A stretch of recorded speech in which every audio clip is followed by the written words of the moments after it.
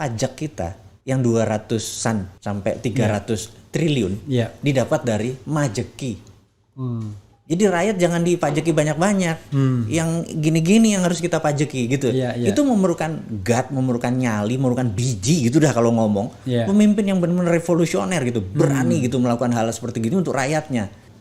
Kita buat peraturan itu. Nah, baru kita melakukan ini semua. Ekonomi tumbuh dari kekuatan kita semua. Nah, hal-hal seperti inilah yang kenapa sih masih ngutang? Kita ini bukan anti utang, kita anti utang yang nggak produktif.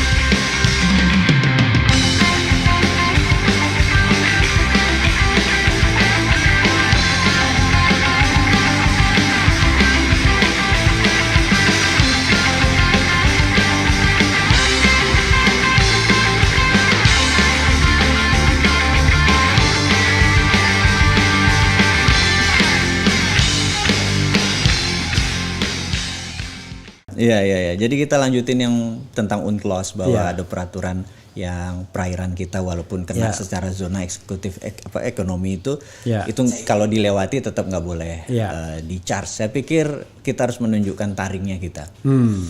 Kita harus charge. Gitu ya, karena kita yang bersihin lautnya, kita yang lewat lautnya dan lain sebagainya, kita akan bersihin charge. Tentunya di awalnya kita harus duduk dengan 3 negara dulu, yaitu dengan Malaysia, dengan Singapura, kita duduk dulu nih, gitu kan. Nah, bagi-baginya gimana nih antara negara-negara kita ini? Karena pelabuhannya dia udah dapat pelabuhannya, bisa Port Kelang di Malaysia, bisa Singapura dengan pelabuhannya. Tapi lautnya yang jadi pertanyaan yang dilewati itu, ini yang harus kita duduk. Nah, setelah itu, kalau kita charge anggap dari 1% dari value barang, ini value barangnya sekitar 2 triliun dolar atau 2.000 billion. Value barangnya itu hampir 8 kali APBN Indonesia. Value barang yang lewat di perairan Indonesia ini. 8 kali APBN Indonesia. APBN kita 3.000 ya? 2.700 ya lah. Itu kan sekitar berapa ya? Hampir 180 billion. Ini 2.000. Itu bisa 8 kali, 10 kali lebih gede. Nah, kalau kita charge 1% yang lewat dari nilai barang emang besar. Tapi dari pembagian itu 70% buat kita. Negara ASEAN dapat sekian, negara dapat sekian. Yang 15% kita kasih Amerika, yang 15% kita kasih Tiongkok. Yang lewat itu kita kasih karena yang kita mau charge adalah insurance. Lewat di Indonesia itu ada insurance-nya, kayak gitu kan. Nah, itu kalau 1% dikalikan yang lewat itu kan 20 billion alias itu pajak kita yang 200-an sampai 300 triliun didapat dari majeki.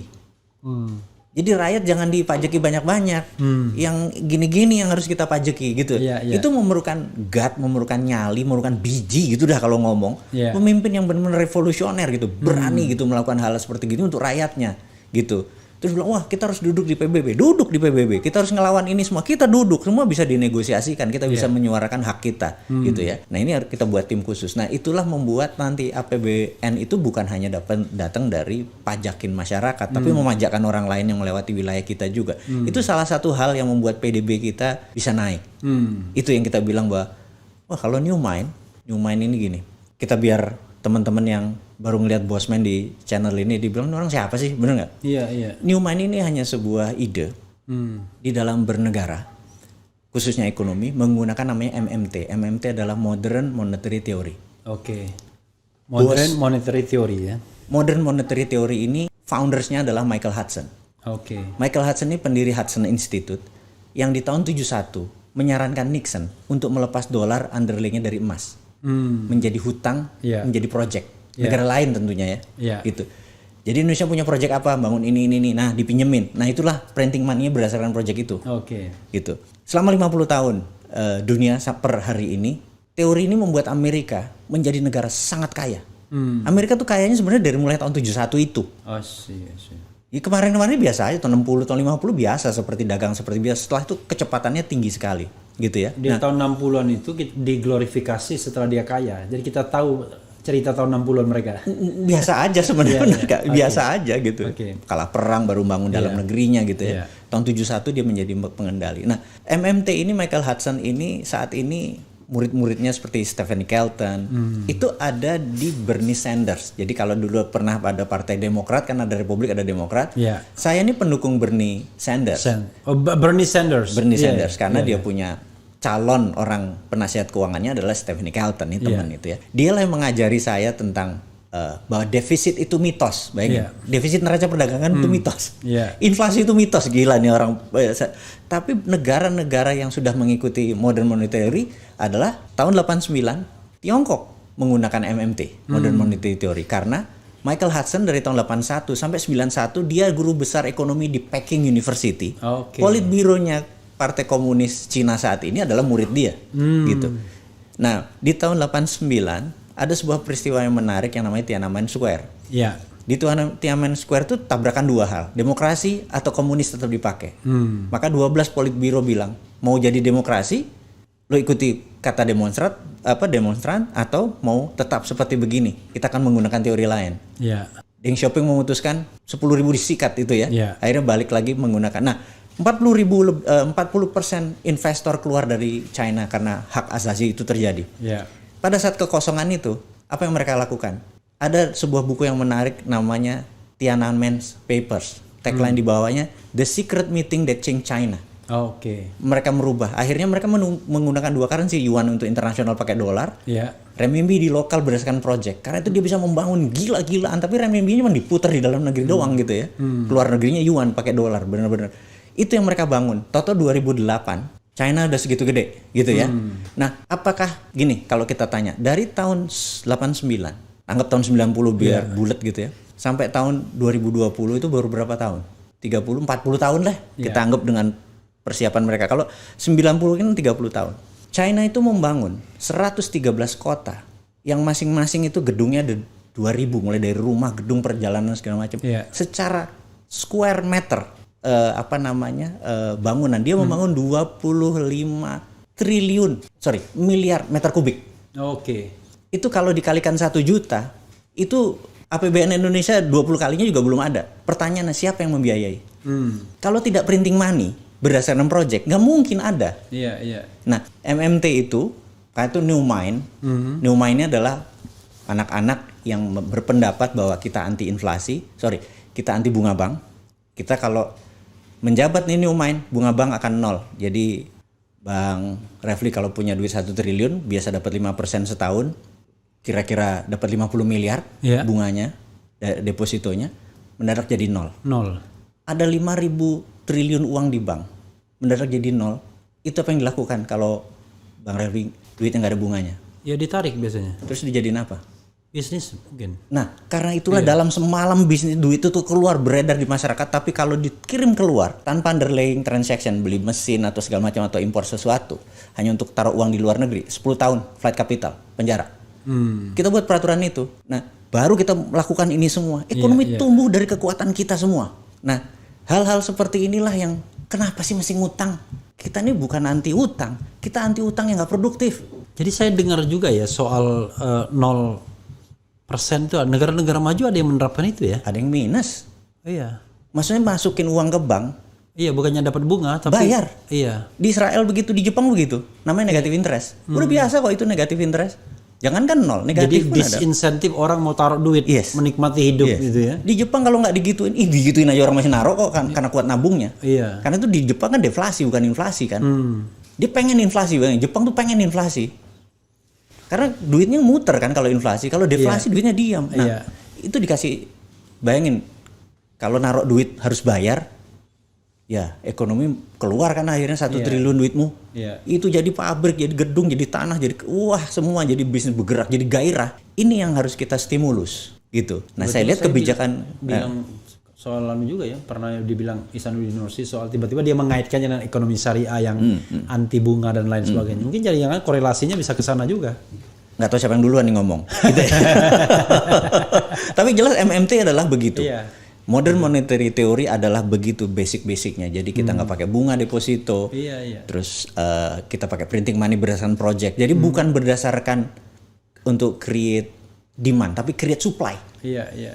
Jadi produksi basisnya, bukan untuk spending gitu ya. Jadi bukan kita kapitalisme semu. Kalau dulu kan ersatz kapitalisme dibilang. Kita komprador aja kita, cuman jual barang doang, kemudian kita produksinya kita naikin gitu kan. Nah, tadi memanfaatkan selat, terus membangun kawasan ekonomi khusus. Jadi uang beredarnya di mana? Di kawasan ekonomi khususnya kayak gitu, seperti itulah.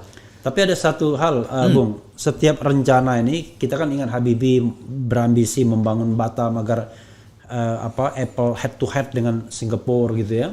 Kemudian membangun Kuala Tanjung diharapkan lawan bahkan lawan Malaysia pun lawan Malaysia aja belum tentu menang gitu kan.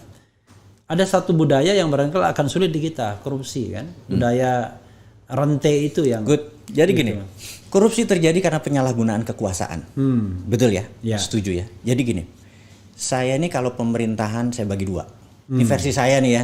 Punten nih ya, bukan ini benar atau salah, tapi versi saya melihat bahwa 7 presiden di Indonesia ini heavy on government.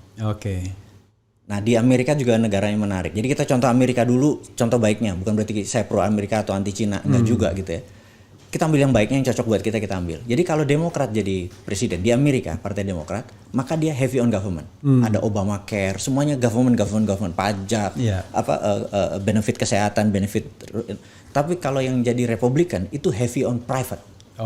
Jadi apa-apa private. Nah, kalau Newman dapat mandat, maka kita akan merubah dari heavy on government selama 7 pemerintahan menjadi heavy on private. Jadi BUMN hilang dari kementerian.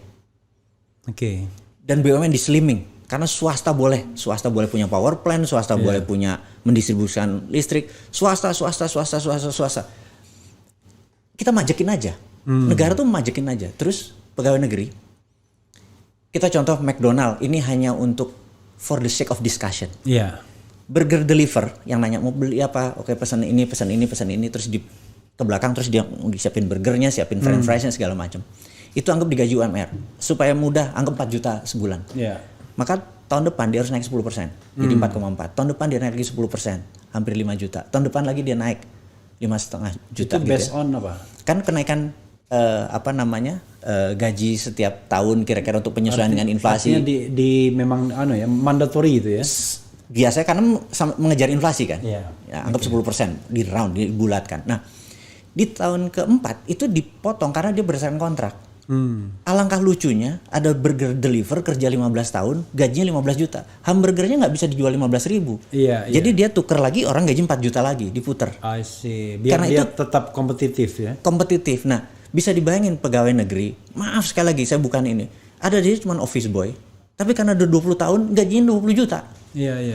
Sementara bisa dikerjakan dengan orang yang gaji 4 juta. Jadi mungkin eselon saya lupa, 5 ke bawah kali kontrak semua. Nah, di McDonald juga sama. Saya nyebut supaya terinspirasi. Jadi begitu dia ini yang bagus, dia jadiin staff, yang ini dia rekrut baru. Nah, ini sama, yang bagus pegawai negeri jadiin staff, yang ini kita jadi yang orang recycle-nya kemana? Yang itu. Karena swasta easy money. I see. Printing money. Nah, ini sektor swasta ini menarik. Saya punya sahabat namanya Jackson. Ini partner saya, ada orang Singapura, warga negara Singapura. Dia lahir di Malaysia. Umur 18 dia sangat ingin ke Tiongkok, tapi nggak bisa karena Malaysia nggak punya hubungan diplomatik. Akhirnya dia jadi warga negara Singapura. Tahun 88 dia umur 18 tahun dia pergi ke Tiongkok pakai nama warga negara Singapura. Pulang dia cuma jadi bilioner. Dia udah for good, dia udah tinggal di Singapura sekarang for good. Saya ada bisnis sama dia. Saya mau menceritakan Jackson, saya bilang, Jackson, how do you make money? Lu gimana sih cara lu buat duit di China yang segitu-gitu? China tuh menarik katanya. Jadi wilayah itu ada dibagi perumahan, housing, terus ada pasar, ada niaga, ada pabrik gitu ya. Nah, kalau buat manufaktur, kalau Bang Refli punya duit tanah 1.000 meter harganya 1 miliar, itu kalau pinjam di Indonesia, bank kan cuma keluar 80%-nya. Kalau di sana 5 kali lipatnya. Malah lebih. Selama bangun pabriknya di situ. I see. Jadi kalau tanahnya 1 miliar, dipinjemin 5 miliar untuk bangun pabriknya jadi 6 miliar kan? Sementara negara yang ngasih 5M, tapi asetnya kan jadi 6. Nah, lucunya kita ini nilainya 1 miliar cuma bisa dipinjam 80%-nya. Padahal bangunannya 5M. Terus dari mana sisanya? I see. Nah, Tapi kalau untuk manufaktur, jadi kita juga sama di kawasan ekonomi khusus, mau mereka buat UKM, buat sandal, buat segala macam, aset mereka punya 100 juta, dipinjemannya bisa 500, 5 kali lipat. Ini akan menstimulus ekonomi. Jadi easy money di sektor swasta, mudah. Ekonomi tumbuh di sektor swasta, mereka jadi pegawai di sini, mereka punya pengalaman di sini, jadi di sini. Jadi dengan jabatan berkurang, jabatan yang harus dikorupsi kurang, BUMN yang jabatannya semua kan karena jabatan-jabatan semua berkurang jabatan, tinggal jabatan struktural. Kecil peluang korupsi ada, tapi kita slimming, kita kecil. Kita kecilkan. Lebih mudah dikontrol. Lebih mudah dikontrol. Itu yang menurut saya, ini udah 7 presiden gua kasih nih. Yang presiden ke-8 jangan buat salah. Kalau lu nggak bisa ya hire kita gitu.